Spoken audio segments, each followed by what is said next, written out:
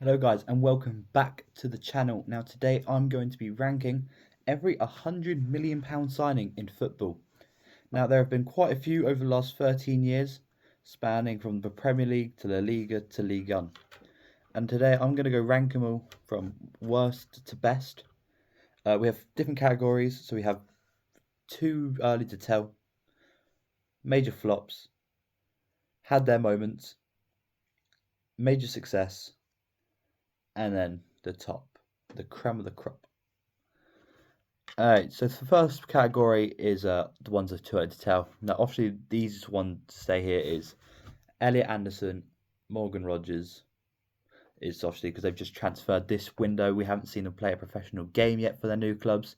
Obviously, they both look exciting signings. Obviously, Morgan Rogers from Villa to Chelsea. Looks like it could be a revolutionary signing. A weird one because I don't think that's where they needed to upgrade. But, they have. We'll see how that goes early in the season. Elliot Anderson as well, especially if Rodri's going to go out the door. They also needed a midfielder like an Elliot Anderson, especially after losing a player like Bernardo Silva, who's always very fit to play. He rarely misses the game. Elliot Anderson being one of the best midfielders in Europe last season. It's probably worth the money, but it's too early to tell. Here I also have Alexander Isak, due to the fact that he only did play one season so far for Liverpool. Broke his leg against Tottenham, straight up to scoring. Yeah, I think it's too early to tell with him. He can definitely be a definite Premier League star next season, especially under Iraola. And I also have Mykhailo Mudryk because while he did play a decent amount of football, he did have the doping ban, which has now been completely, it's done. So we will see how he gets integrated into Xabi Alonso's team, whether he'll go out on loan this season. But I think those four people, it's too early to tell whether they're going to be flops or not. And that's why they are in a separate category right there. Next, we go to our flops. And I think the worst £100 million+ signing or Euro signing of all time has got to be Eden Hazard. I mean, we're talking about someone who got 7 goals in 4 seasons at the Bernabeu, constantly injured, unfit, gained a lot of weight, especially during his last season. Such a bad move that he ended up retiring early because of it. I mean, just not good for them. Struggled to get in the teams. Didn't play football for close to a year. I think that's a very obvious choice to be the worst £100 million signing of all time. Next up, we have Lukaku. 8 goals in his season at Chelsea. Halfway through the season, ended up doing an interview saying that he wanted to leave the club already. Just not a very good signing, especially when you think that I don't think they made much money back on him. I think they made, I want to say Napoli bought him for about €40 million, so they lost about half of the value they signed him for. 8 goals across the season is just not good. And then obviously the interview, him saying he wants to leave, also did not help. Up next, we have Philippe Coutinho to Barcelona. Yeah, he's just never really made it at the club. He did well on loan at Bayern for, I think he was on loan for 2 years. But yeah, he just never seemed to get the goal contributions. He just never didn't look like the Liverpool Coutinho. He didn't have that magic about him at Barcelona, which is very unfortunate, especially considering he was about €130 million, I think. But, I mean, what can you do? Up next, we have João Felix, obviously from Benfica to Atletico Madrid. Just never seemed to be able to fit into the Simeone system. Obviously, he went on loan to Chelsea for a bit, then to Barcelona, which I thought he did quite well at Barcelona. Obviously, they just didn't have the financial means to pull off the signing. Then he signed for Chelsea, and then obviously we have now seen him go on loan to AC Milan, who failed. And then obviously he's now doing quite well in the Saudi Pro League. But yeah, just never seemed to get the right fit under Simeone, and you just wonder whether the price tag put too much pressure on the teenager, especially he just came off a season where he was the golden boy, and you do wonder whether that was too much pressure for him to handle. Next up, and the last one's the flops, we have Anthony. Just never seemed to make Man United his home. I mean, I'd be shocked if he had more than 5 goals over 2-3 years he was there. Done very well at Real Betis since. But yeah, Man United, he just never looked like he was able to take a man on. He never looked like he was clinical in front of goal. He just never had, I guess, the ability to play in the Premier League. But it's good to see him now, doing quite well in Spain. But I think he will be. He's definitely in the flop category for the price tag and how little he actually did for Man United. In our next category now, we kind of have they had their moments. We're going to start us off with Paul Pogba to Man United. He had stints, especially when Ole Gunnar Solskjaer first came back. Pogba was playing out of his boots.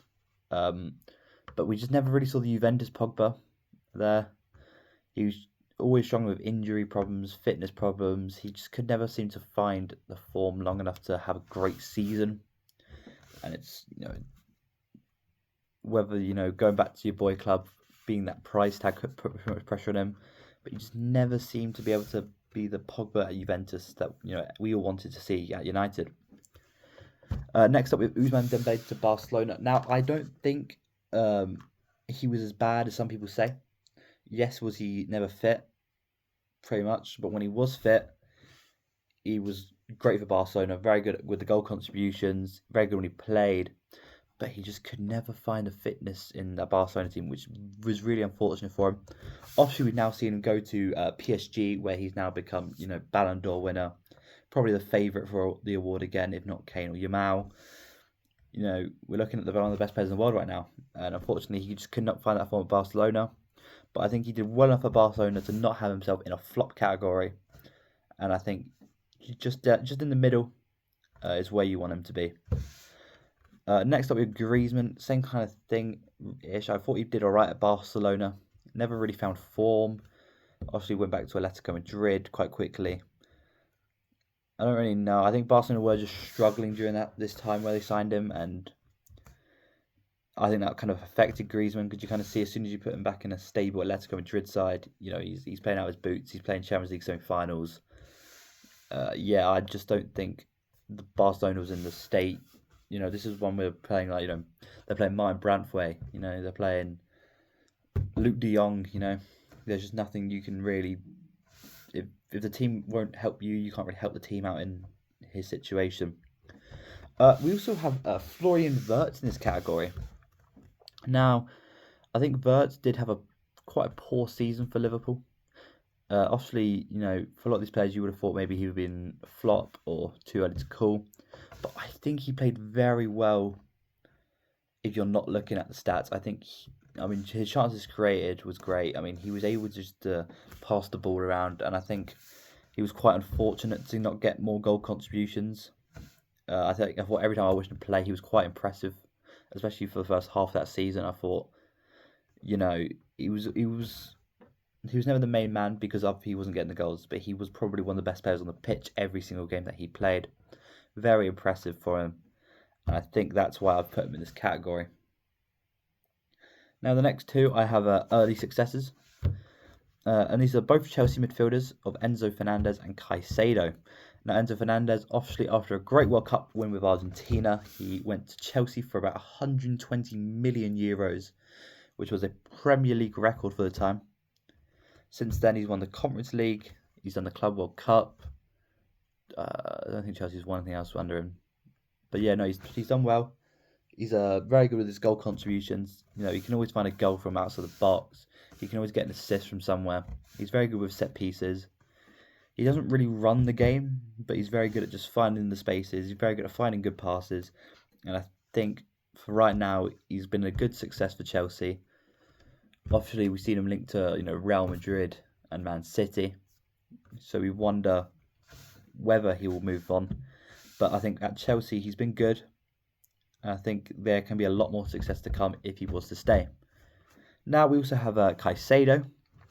Caicedo has about the same achievements. 115 million euros from Brighton, I want to say.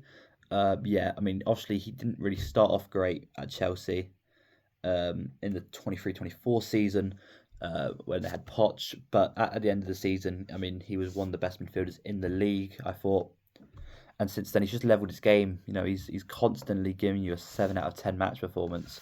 He can score goals from anywhere. You know, that goal against Liverpool at the start of the 25-26 season, where he kind of just shoots outside the box, hits the top bins, Van Dijk's twerking. What a goal from the player. And I think if he can just continue this, and I think under Xabi Alonso, where he can sit in the 6 and then let other people progress around him, he can just sit in front of that defence, and he will be a great player next season if it all works out for him. Now, I've got major successes here, and the first one I've got is Jack Grealish. Now, with the goal contributions, he never really got too many, right? But he was so important, I think, to Pep's treble team. You know, he played a lot of the games. He started the final. I think he was very important in just like width and creativity out wide. And I know, I think he got 11 goals in the treble season, which is good. Obviously, I think wingers like Grealish do suffer in a Pep side because it's hard for them to be creative. That's why it was quite nice seeing Doku and Cherky, be able to do some of their stuff that they did outside of Man City in the last 2 seasons. But yeah, Grealish, I really thought he was good. Obviously, multiple Premier Leagues, Champions Leagues, FA Cups. Don't think he ever did the Carabao Cup, but it was a Club World Cup. Oh, not Club World Cup. It was Club World Cup, I think it was. And a Super Cup. Great signing, really. Can't bat it.